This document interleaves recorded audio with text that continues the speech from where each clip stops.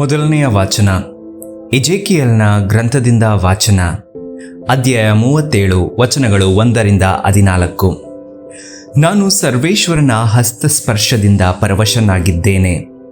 ಆಗ ಅವರು ತಮ್ಮ ಆತ್ಮದ ಮೂಲಕ ನನ್ನನ್ನು ಒಯ್ದು ಎಲುಬುಗಳಿಂದ ತುಂಬಿದ ಒಂದು ಕಣಿವೆಯಲ್ಲಿ ಇಳಿಸಿದರು. ನಾನು ಎಲುಬುಗಳ ಮಧ್ಯೆ ಆ ಕಣಿವೆಯನ್ನು ಬಳಸಿಕೊಂಡು ಬರುವಂತೆ ಮಾಡಿದರು. ಇಗೋ, ಕಣಿವೆಯ ಮೇಲೆಲ್ಲ ಬಹಳವಾಗಿ ಒಣಗಿದ ಎಲುಬುಗಳು ಲೆಕ್ಕವಿಲ್ಲದಷ್ಟು ಬಿದ್ದಿದ್ದವು. ಸರ್ವೇಶ್ವರ ನನ್ನನ್ನು, ನರಪುತ್ರನೇ, ಈ ಎಲುಬುಗಳಿಗೆ ಜೀವ ಬರಬಹುದೇ ಎಂದು ಕೇಳಿದರು. ನಾನು, ಸರ್ವೇಶ್ವರರಾದ ದೇವರೇ, ನೀವೇ ಬಲ್ಲಿರಿ ಎಂದು ಉತ್ತರ ಕೊಟ್ಟೆ. ಆಗ ಅವರು ನನಗೆ ಹೀಗೆ ಅಪ್ಪಣೆ ಮಾಡಿದರು, ನೀನು ಆ ಎಲುಬುಗಳಿಗೆ ಪ್ರವಾದಿಸಿ ಅವಕ್ಕೆ ಈ ದೈವೋಕ್ತಿಯನ್ನು ನುಡಿ. ಒಣ ಎಲುಬುಗಳೇ, ಸರ್ವೇಶ್ವರನ ವಾಣಿಯನ್ನು ಕೇಳಿ. ಸರ್ವೇಶ್ವರನಾದ ದೇವರು ನಿಮಗೆ ಹೀಗೆ ಹೇಳುತ್ತಾರೆ, ಇಗೋ, ನಾನು ನಿಮ್ಮೊಳಗೆ ಶ್ವಾಸವನ್ನು ಊದುವೆನು, ನೀವು ಬದುಕುವಿರಿ. ನಾನು ನಿಮ್ಮ ಮೇಲೆ ನರಗಳನ್ನು ಹಬ್ಬಿಸಿ ಮಾಂಸವನ್ನು ಹರಡಿ ಚರ್ಮವನ್ನು ಹೊದಿಸಿ ನಿಮ್ಮಲ್ಲಿ ಶ್ವಾಸವನ್ನು ತುಂಬುವೆನು. ಆಗ ನೀವು ಬದುಕಿ ನಾನೇ ಸರ್ವೇಶ್ವರ ಎಂದು ತಿಳಿದುಕೊಳ್ಳುವಿರಿ. ನನಗೆ ಅಪ್ಪಣೆಯಾದಂತೆ ನಾನು ಈ ದೈವೋಕ್ತಿಯನ್ನು ನುಡಿದೆ. ನಾನು ಮಾತನಾಡುತ್ತಿರುವಾಗ ಒಂದು ಶಬ್ದ ಕೇಳಿಸಿತು, ಇಗೋ, ಟಕ ಎನ್ನುವ ಎಲುಬುಗಳು ಎಲುಬಿಗೆ ಜೋಡಣೆಯಾದವು. ನಾನು ನೋಡುತ್ತಿರಲು ಏನಾಶ್ಚರ್ಯ! ಅವುಗಳ ಮೇಲೆ ನರಗಳು ಹಬ್ಬಿಕೊಂಡವು, ಮಾಂಸವು ಹರಡಿಕೊಂಡಿತು, ಚರ್ಮವು ಮೇಲು ಹೊದಿಕೆಯಾಯಿತು, ಶ್ವಾಸ ಮಾತ್ರ ಇರಲಿಲ್ಲ. ಆಗ ಸರ್ವೇಶ್ವರ ನನಗೆ, ನರಪುತ್ರನೇ, ನೀನು ಶ್ವಾಸಕ್ಕೆ ನುಡಿ.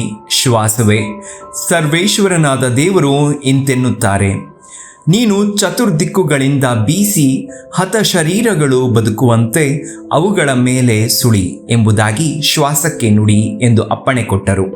ನಾನು ಅವರ ಅಪ್ಪಣೆಯಂತೆ ನುಡಿದೆ. ಇಗೋ, ಶ್ವಾಸವು ಅವುಗಳಲ್ಲಿ ಹೊಕ್ಕಿತು, ಅವು ಬದುಕಿದವು, ಕಾಲೂರಿ ನಿಂತವು, ಅತ್ಯಂತ ದೊಡ್ಡ ಸೈನ್ಯವಾದವು.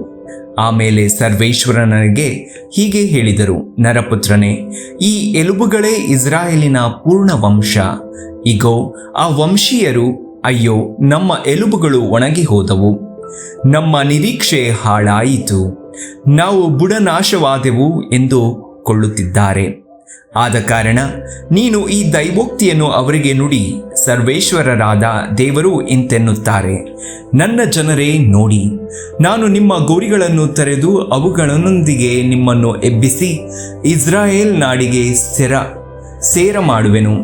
ನನ್ನ ಜನರೇ, ನಾನು ನಿಮ್ಮ ಗೋರಿಗಳನ್ನು ತೆರೆದು ಅವುಗಳೊಳಗಿಂದ ನಿಮ್ಮನ್ನು ಎಬ್ಬಿಸಿದಾಗ ನಾನೇ ಸರ್ವೇಶ್ವರ ಎಂದು ನಿಮಗೆ ದೃಢವಾಗುವುದು.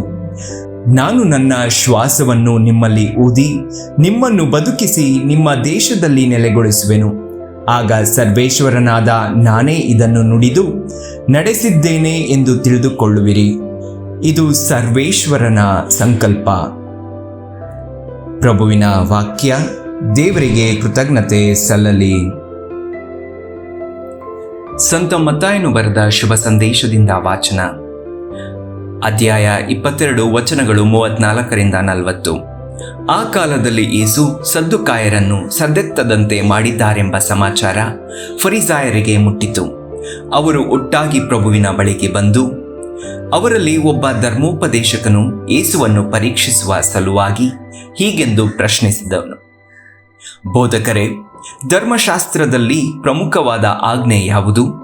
ಅದಕ್ಕೆ ಪ್ರತ್ಯುತ್ತರವಾಗಿ ಯೇಸು, ನೀನು ಸರ್ವೇಶ್ವರನಾದ ದೇವರನ್ನು ನಿನ್ನ ಪೂರ್ಣ ಹೃದಯದಿಂದಲೂ, ನಿನ್ನ ಪೂರ್ಣ ಆತ್ಮದಿಂದಲೂ, ನಿನ್ನ ಪೂರ್ಣ ಮನಸ್ಸಿನಿಂದಲೂ ಪ್ರೀತಿಸು. ಇದೇ ಪ್ರಮುಖ ಹಾಗೂ ಪ್ರಥಮ ಆಜ್ಞೆ. ಇದಕ್ಕೆ ಸರಿ ಹೊಂದುವ ಎರಡನೇ ಆಜ್ಞೆ ಯಾವುದೆಂದರೆ, ನಿನ್ನನ್ನು ನೀನೇ ಪ್ರೀತಿಸಿಕೊಳ್ಳುವಂತೆ ನಿನ್ನ ನೆರೆಯವರನ್ನೂ ಪ್ರೀತಿಸು. ಸಮಸ್ತ ಧರ್ಮಶಾಸ್ತ್ರಕ್ಕೂ ಪ್ರವಾದಿಗಳ ಪ್ರವಚನಕ್ಕೂ ಈ ಎರಡು ಆಜ್ಞೆಗಳೇ ಆಧಾರ ಎಂದರು. ಪ್ರಭುವಿನ ವಾಕ್ಯ. ದೇವರಿಗೆ ಕೃತಜ್ಞತೆ ಸಲ್ಲಲಿ.